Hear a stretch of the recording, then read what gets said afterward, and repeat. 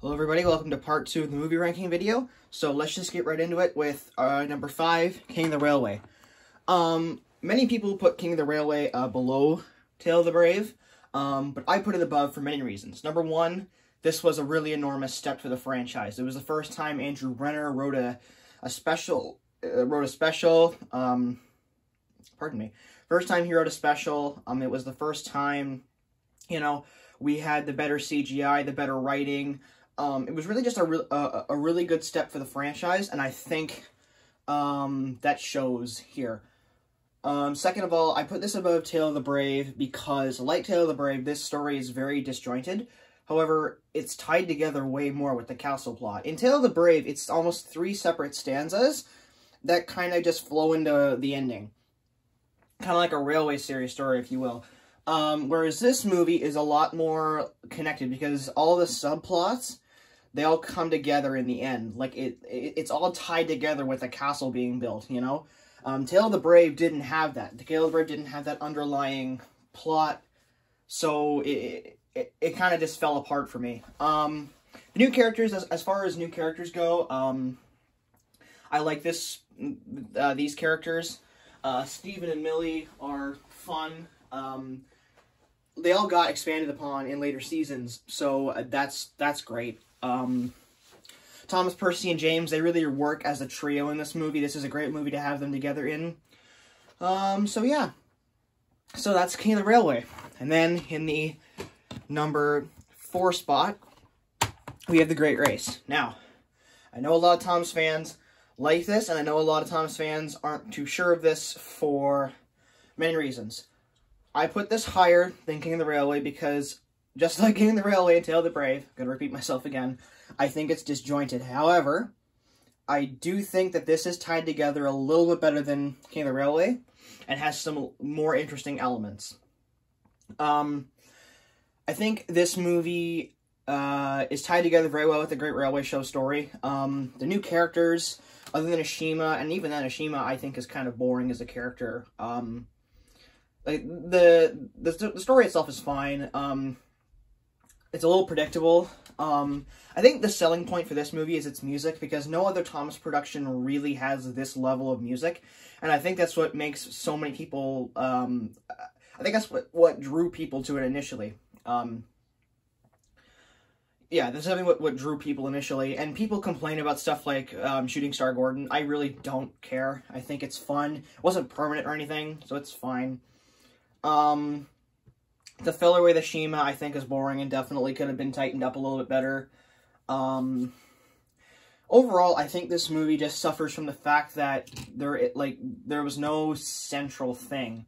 Like, there's too much going on, and there isn't one thing that's focused on. Like, in King of the Railway, Thomas, Percy, and James's subplot was focused on for the most part, with the castle being the overarching thing. But with this, you have equal time between Thomas, Gordon, Philip and Vinny, Ashima and her stuff, the railway show. It's not really balanced that well. And I think there was just a level of kind of dumb crap that people couldn't really get into with this movie. Like, there's that one scene with the bridge, the infamous bridge jump.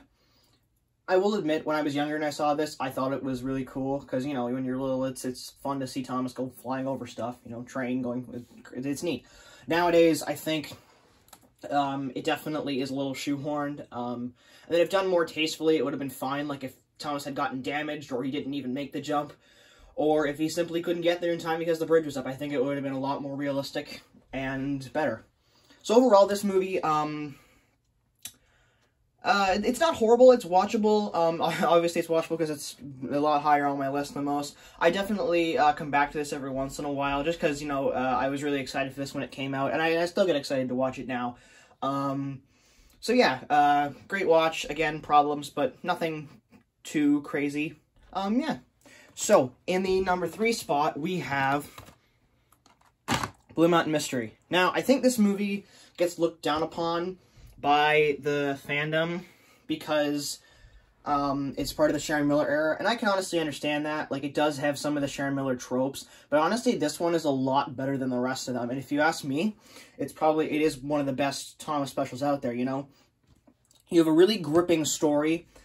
that really brings it all together, with Thomas trying to find out who Luke is and what happened, and him going on this kind of grand adventure to find the truth, but also trying to keep everything a secret as well, because he doesn't want to get in trouble. The new characters, I think, are really fun. Luke is probably the best one just because of his development. So yeah. Yeah, he's best probably because of his development. Merrick and Owen, I think, are kind of just meh, whatever characters. I wish they would have gotten expanded upon, in the later seasons, but I mean, you can't really do much with them because they're stationary, so I mean, it's understandable.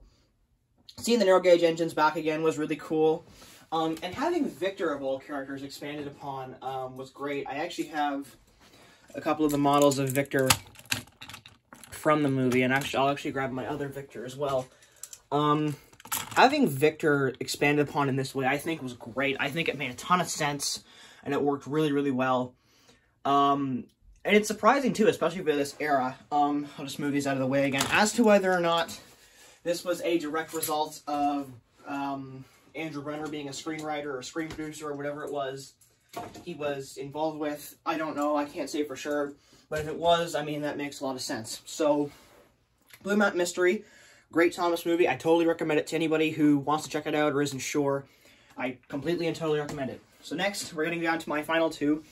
And I'm sure you've probably already guessed what this next one's going to be. The Adventure Begins. Now, The Adventure Begins, I think, is arguably like the one that the fans kind of accept the most and love the most, myself included, but there's one more that's better than it, if you ask me. This movie, I think, was a very, very, very honorable way, very great way to honor the Reverend W. Awdry and his creation for the 75th. Essentially, The Adventure Begins is a modern retelling of the first few Railway series / TV series stories, and many people consider this to be a whole separate canon and to be completely off with the other ones, and I can understand that, but the way I see it is just some parts are canon and some parts aren't. Like, people get bent into shape out of the fact that Henry, ironically enough, wasn't in his original shape, but I really don't care. It's whatever. I think the fact that we got this movie at all was enough, and if you ask me, it's just amazing to watch and to see this unfold and to really see how much the Thomas and Friends crew, at the time at least, cared about this franchise and how much they really wanted to bring it back into the mainstream, while also honoring what it was and what it stands for. Because, I mean, this would never have come out in the Sharon Miller or Hit era because they were too concerned with bringing Thomas forward, but not really doing anything with it. Like, they wanted to bring Thomas forward, but they didn't want to expand it, really. They all they cared about was coasting off merchandise, which is fine, like, for the time, but the show really suffered for that, I think. So yeah, this one is a great movie. Thomas's voice being replaced by Joseph May and John Hassler in the UK, US, I think was a bit of a surprise for some people. It definitely was for me. But it was neat to see. It was great seeing James in his original Railway series livery. I actually have it with the Trackmaster push-alongs right here, so I'll just set it right there so you can see it. That was really fun to see. I'll move it out of the way again. And yeah, it's overall great. Definitely one of the better pieces, one of the best pieces of Thomas and Friends media out there. So I'm just going to put this back down. And I think by this point, you probably figured out what my #1 choice for a special is. So I'm just going to put it out here. My #1 choice for a special is Pop Goes Thomas. Yeah, that's no, I'm kidding. That would be stupid. I'm gonna get hate for that joke. No, my favorite special is definitely Sodors Legend of the Lost Treasure. The hype that went into this movie was insane. The fact that we got the small railway engine, Sailor John being the first human villain, Skiff. You had Ryan, who served as an okay kind of opposite to Thomas, but something that was seen before, and I think was done a little bit better here. There actually was a bit of argument in on Twitter recently about as to whether or not this was a good Thomas movie, and I think most of us agreed that it was a fairly good one.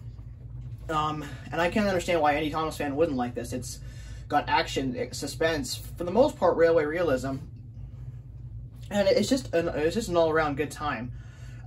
This was definitely a very good special in terms of its visuals and its CGI, way better than Journey Beyond Sodor and The Great Race, I found.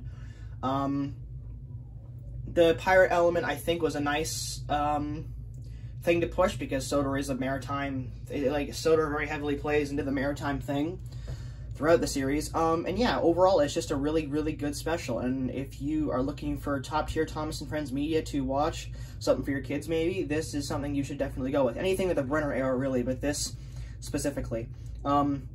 As far as, you know, people didn't like Skiff, I thought Skiff was fine. I think Skiff was definitely a new kind of character, you know, because in CGI Thomas, the engines are fairly reliant on their own, and it was that way in the classic series, but now they're more reliant on themselves.